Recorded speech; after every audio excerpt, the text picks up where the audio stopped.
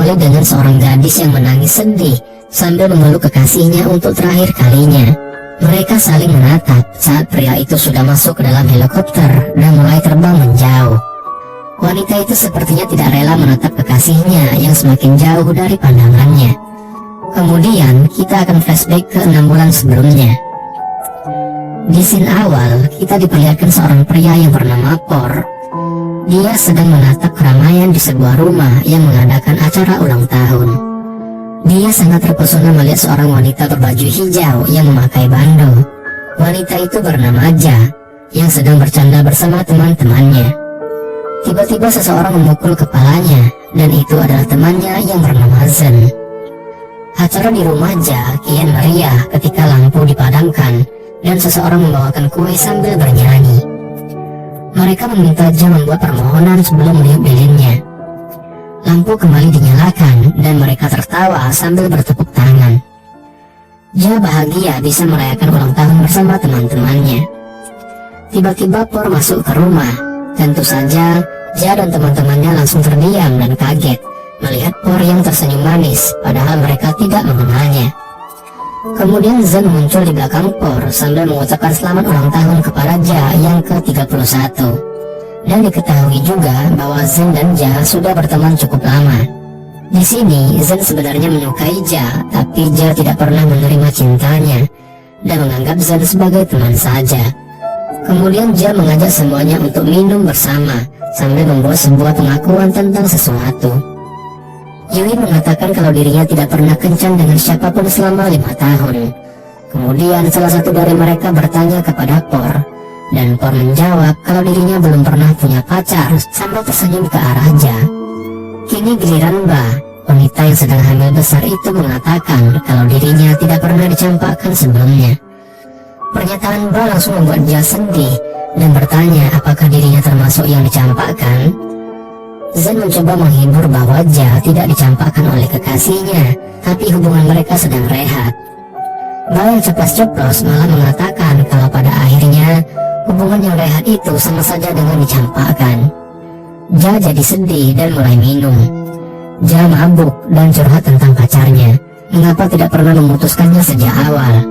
Mengapa setelah berpacaran selama 7 tahun, pacarnya malah minta rehat? Padahal umur Ja sudah 30 tahun. Tidak mungkin dia mencari pacar lagi sekarang. Ja teringat saat bersama pacarnya. Dia ingin segera hamil setelah 2 bulan menikah, karena dirinya sudah berumur dan tidak ingin menunda kehamilannya. Tapi pacarnya yang seorang pilot bernama Nok malah menjawab kalau dirinya belum memikirkan soal pernikahan. Jawaban itu membuat Ja sedih dan kaget. Ja bertanya tentang rencana membangun rumah tangga bersama. Nok beralasan bahwa saat ini bukan waktu yang tepat karena mereka berdua belum siap. Kemudian Ja mengatakan kalau sebenarnya Nok yang belum siap. Nok menyarankan agar hubungan mereka rehat dulu, tapi dia tidak ingin putus, supaya mereka sama-sama punya waktu untuk berpikir tentang hubungan mereka. Sebelum pergi, Nok mencium rambut Ja dan membelainya sambil mengucapkan selamat ulang tahun dan semoga bahagia selalu. Keesokan harinya, Ja berangkat kerja naik kereta. Di dalam kereta, dia tidak sengaja melihat Por yang pura-pura sedang membaca buku. Ja berpikir Por sengaja mengikutinya. Kemudian Ja turun di stasiun dan ternyata Por sengaja bersembunyi. Dan kini dia terlihat turun juga di stasiun itu. Por berjalan sambil mencari Ja, tapi tiba-tiba Ja muncul dari belakang dan menegur Por karena mengikutinya sejak dari stasiun pertama. Por mengelak dan beralasan kalau kantornya juga di daerah ini, tapi Ja tidak mudah percaya. Por pergi karena dia tidak ingin Ja terus mencurigainya dan mereka pun akhirnya berpisah. Malam harinya, Ja berjalan di sebuah taman sambil membawa makanan. Tidak lama kemudian datang seekor anjing.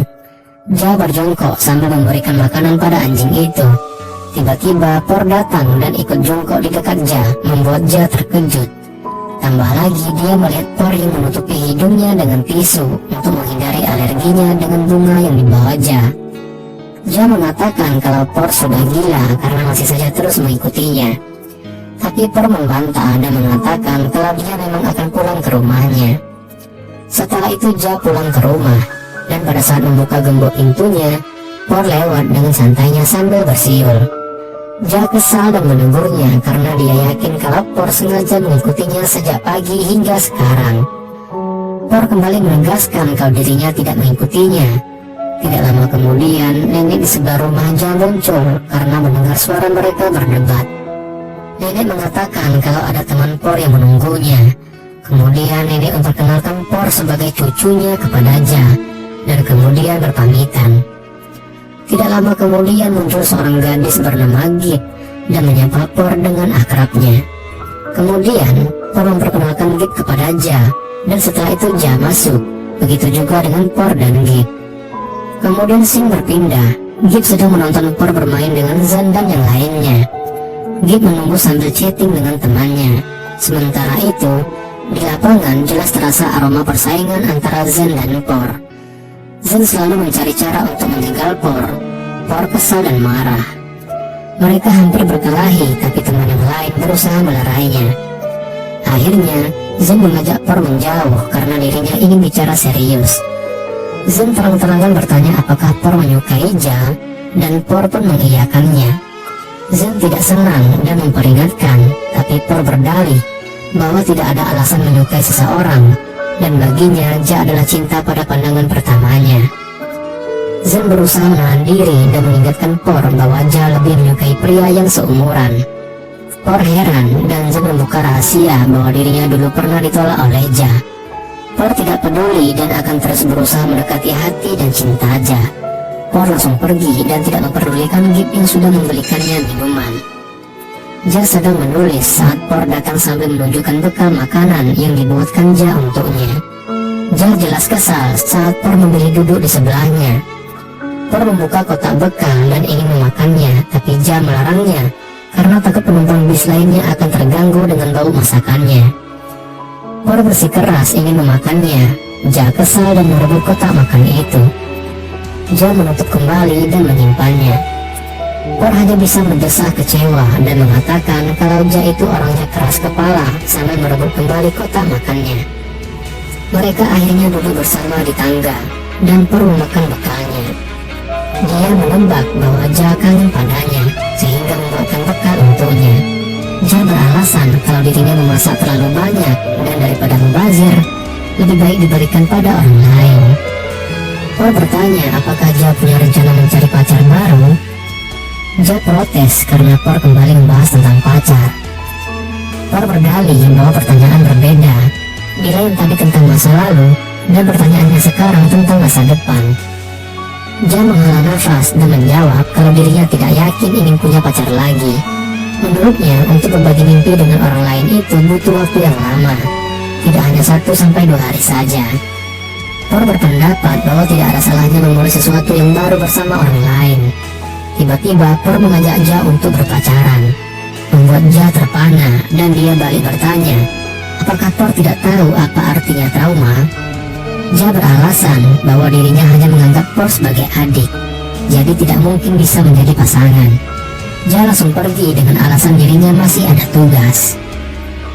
Malam harinya, Por sedang membuat pesawat kertas di teras kamarnya ketika dia melihat Ja berjalan menuju teras sambil menganun. Por bertanya apa ada masalah.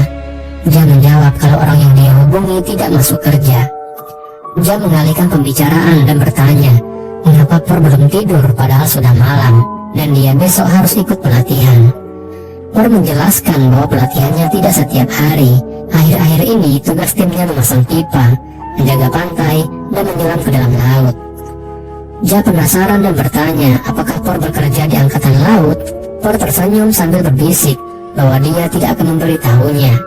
Ja kesal mendengarnya karena dia benci orang yang misterius. Ja seolah teringat sesuatu dan bertanya apakah Por memang bisa menyelam atau hanya bercanda. Tapi jawaban Por malah membuat Ja kian kesal. Bukannya menjawab, tapi Por malah balik bertanya apakah Ja mau mencintainya bila dia berkata jujur. Ja kembali bertanya apakah Por bisa menyelam atau tidak, dan Por menjawab kalau dirinya bisa menyelam. Ja tersenyum senang seolah mendapatkan jalan keluar atas masalah yang dihadapinya, dan dia ingin Por membantunya. Ternyata Ja menginginkan Por untuk melakukan presentasi menyelam di dasar laut untuk mencari mutiara. Ja menemui Por dan guru yang akan mengajarinya bahasa isyarat. Guru itu memuji kemampuan belajar Por yang cepat tanggap, sehingga mereka tidak perlu latihan lagi. Ja ingin semuanya berjalan lancar. Lagi pula dia tak percaya Por bisa semudah itu belajar bahasa isyarat. Ja mengatakan bahwa tugas Por adalah menyelam ke dalam laut untuk mencari mutiara dalam kerang. Kliennya telah menyiapkan kerang itu. Ja ingin Por segera berganti baju dan memulai latihan, dan dia akan memberikan arahan pada Por melalui headset. Por melakukan tugasnya dengan baik sesuai dengan arahan Ja, tapi Por melakukan hal di luar skenario, yaitu mengungkapkan cintanya pada Ja dengan menggunakan bahasa isyarat. Para pengunjung yang melihat kejadian itu ikut terpesona dan bersorak. Hal itu membuat Ja malu dan kesal, tapi sekaligus senang dan terharu. Zen terlihat tidak suka melihat cara Por menunjukkan rasa cintanya kepada Ja. Keesokan paginya, Ja merasa bersalah melihat keadaan Por, dan dia minta maaf karena kemarin Por terlalu lama berada di dalam air, hingga akhirnya Por menjadi sakit. Ja meraba dahi Por, dan dia senang Por sudah tidak demam lagi. Por hanya tersenyum senang saat Ja meraba dahinya dengan lembut. Ja menjadi salah tingkah karena Por terus memandanginya sambil tersenyum. Por mendekatkan wajahnya seolah ingin mencium. Ja spontan mundur, tapi Por beralasan ada sesuatu di bulu mata Ja. Ja masih diam, tapi Por akhirnya mundur dan tertawa. Dia bilang hanya bercanda, membuat Ja kesal dan menjita kepala Por. Por tertawa senang, sementara Ja gelisah sambil memegang dadanya yang masih berdebar kencang akibat keisengan Por. Por merajuk kalau dirinya sudah sembuh. Dia minta diajak ke suatu tempat sebagai hukuman, tapi Ja menolak dan Por terus merajuk. Ja tetap pada pendiriannya. Por pura-pura kepalanya sakit. Ja kembali memukulnya dengan gemas sambil tersenyum. Mereka berjalan sambil bergandengan dan sesekali saling melempar senyum. Mereka bertemu dengan Dong yang sedang bermain breakdance bersama teman-temannya. Dong menyapa dan menghampiri Por. Dia mengira Por berjalan bersama pacarnya, tapi ternyata bersama Ja. Por malah sengaja bertanya bagaimana kalau Ja ini pacarnya. Dong berbisik dan bertanya, apakah Por sudah berpikir matang karena menurutnya Ja sudah tua. Mendengar bisikan itu, Ja langsung sewot dan melepaskan tangannya dari genggaman Por. Ja pergi meninggalkan mereka dengan raut marah yang terlihat jelas di wajahnya. Por memanggilnya untuk mengajak bicara, tapi Ja kian kesal karena Por hanya menyebut namanya padahal dirinya lebih tua. Por menuduh Ja pengecut karena tadi melepaskan tangannya. Ja berusaha meyakinkan bahwa mereka tidak cocok, bahkan Dong saja meragukan hubungan mereka. Por bertanya, orang seperti apa yang cocok untuk Ja? Ja menjawab kalau Por bukan untuknya dan Por tidak akan bisa mengerti dirinya karena Por masih bocah. Ja kemudian pergi meninggalkan Por. Por marah karena Ja selalu menganggapnya masih bocah dan anak kecil. Kemudian scene berpindah. Por menemui Zen untuk minum bersama dan curhat. Zen hanya mengatakan bahwa dia sudah pernah memperingatkan Por sebelumnya, tapi tidak didengar.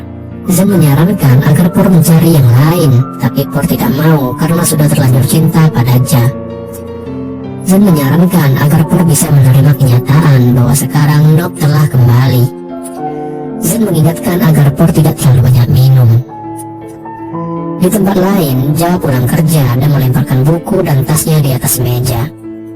Dia duduk lesu sambil melamun tentang saat dia harus merelakan Nob pergi untuk bertugas dalam waktu tidak menentu.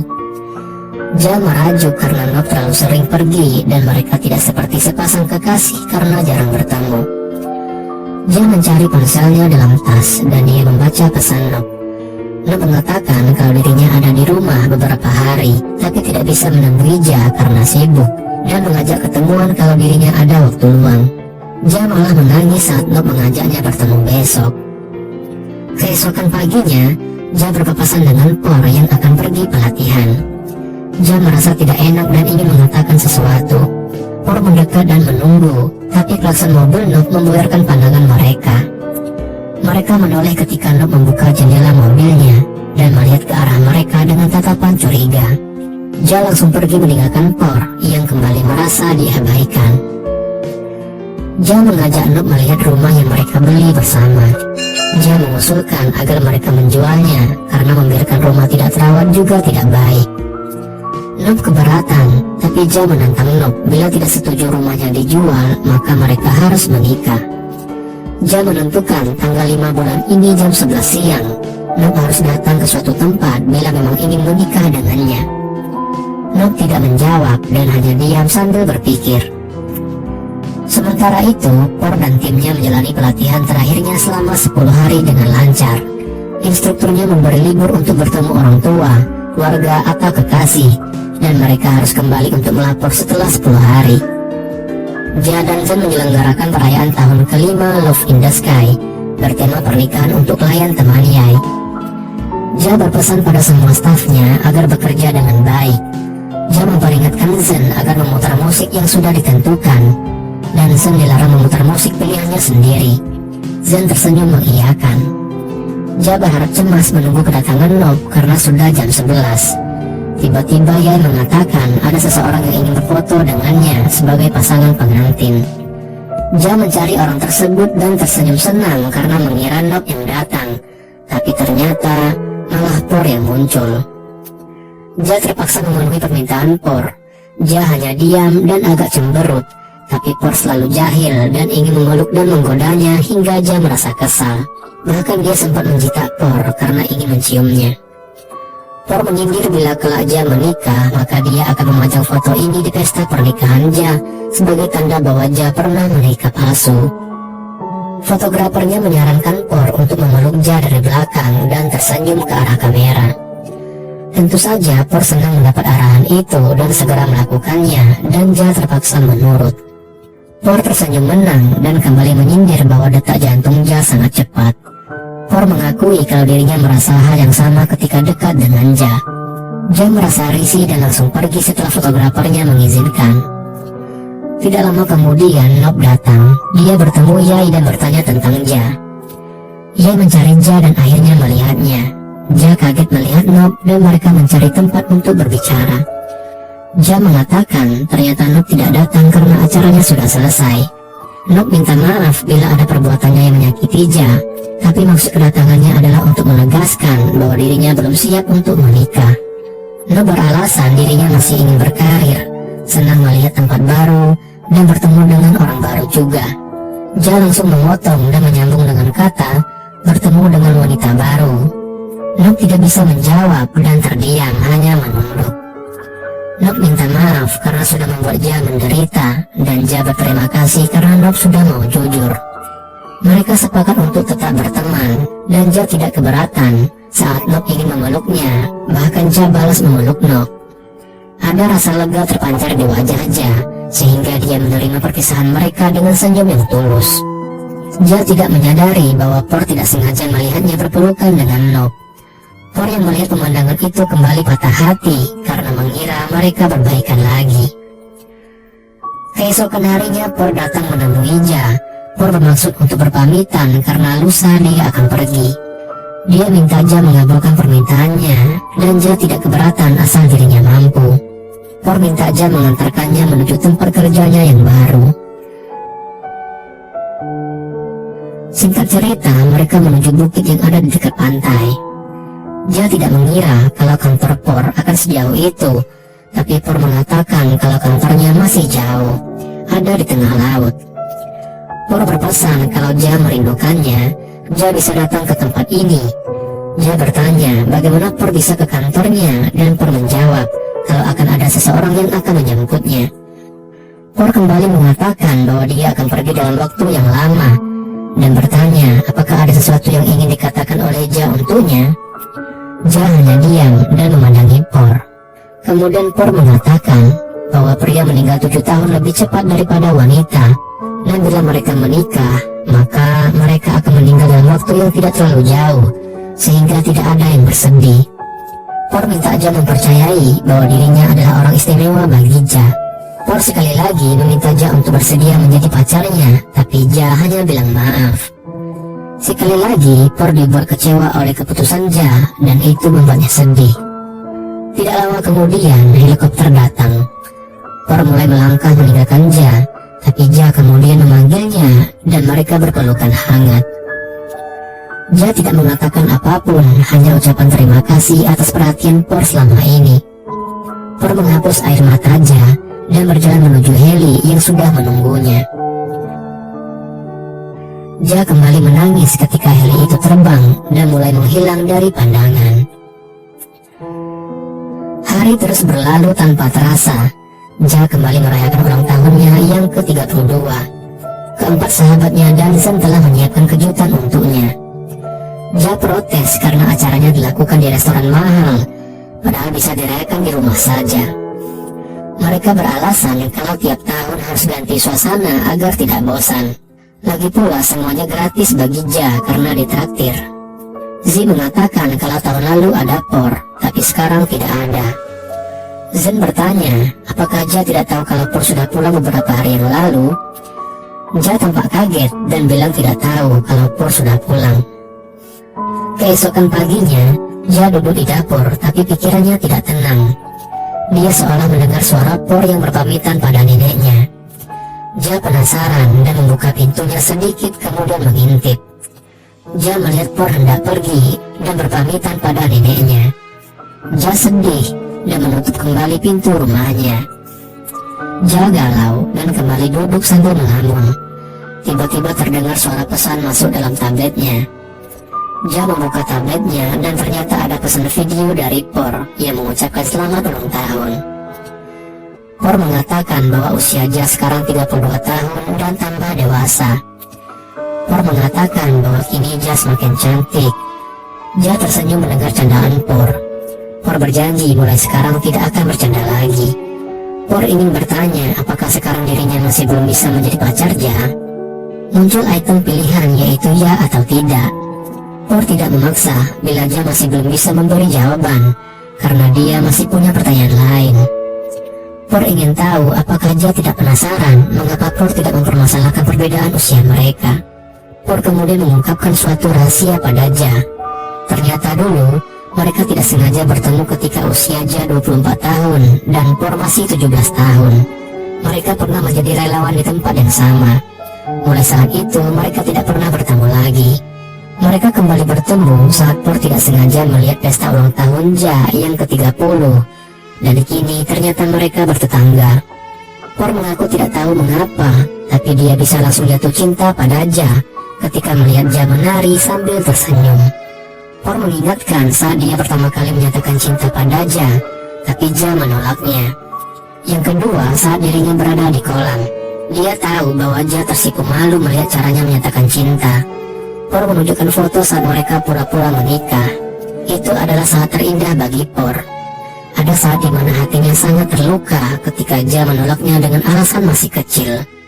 Por selalu berharap bahwa suatu saat Ja akan mengatakan iya padanya, tapi Ja tidak pernah mengatakan apapun padanya. Walaupun Ja tidak pernah menjawabnya, Por tidak keberatan menunggunya.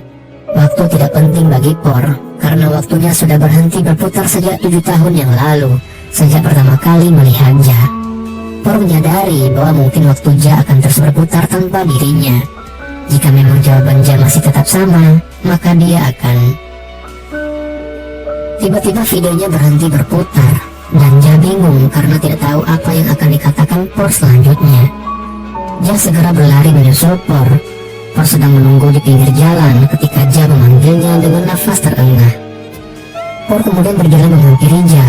Dia bertanya apakah Ja menyusulnya hanya untuk menolaknya lagi. Ja bertanya mengapa Por tidak pernah cerita sebelumnya. Jika Ja bukan untuk Por, apa yang akan Por katakan? Por menjawab dirinya akan memulai semuanya dari awal lagi. Ja pun tersenyum dan menjawab, bagaimana jika dirinya memang untuk Por? Por pun tidak dapat menutupi perasaannya.